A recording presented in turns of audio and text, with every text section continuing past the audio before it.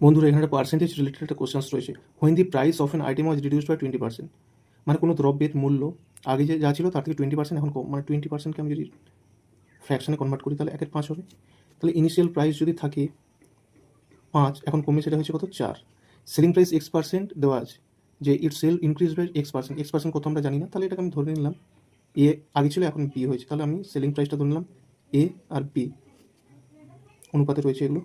আচ্ছা, if there is an increase of 20% in receipt of the revenue, অর্থাৎ সে কত ইনকাম করলো, ঠিক আছে, জিনিসটা বিক্রি করে, তাহলে 5 তাহলে তাদের লাভ হলো কত, তার 25% ইনক্রিজ হলো, মানে একে যদি ফ্র্যাকশন করি 1/4, মানে আগে ছিল 4 এখন হয়েছে সেটা 5, 1 বেড়েছে।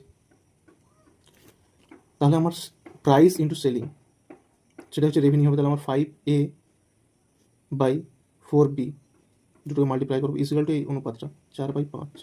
তাহলে এ বি এর মানটা আমি মাল্টিপ্লাই বের করবো, 5 5 25, এইখানে থাকবে 4 4 16। তাহলে এ যদি এখানে এ এবং বি এর মানটা চলে আসবে, এর মান হচ্ছে কত না, এ হচ্ছে ইনিশিয়াল ছিল 16, এখন হচ্ছে বি 25, তার মানে আমরা দেখতে পাচ্ছি 9 বেড়েছে। সেলিং প্রাইস আগে যদি 16 থাকে এখন 25 হচ্ছে, তাহলে 16-র উপরে 9 বেড়েছে। 9/16 ইন্টু 100, 4 4 16, 4 25, 25 9 200, 25/4, 4 5 20, 424।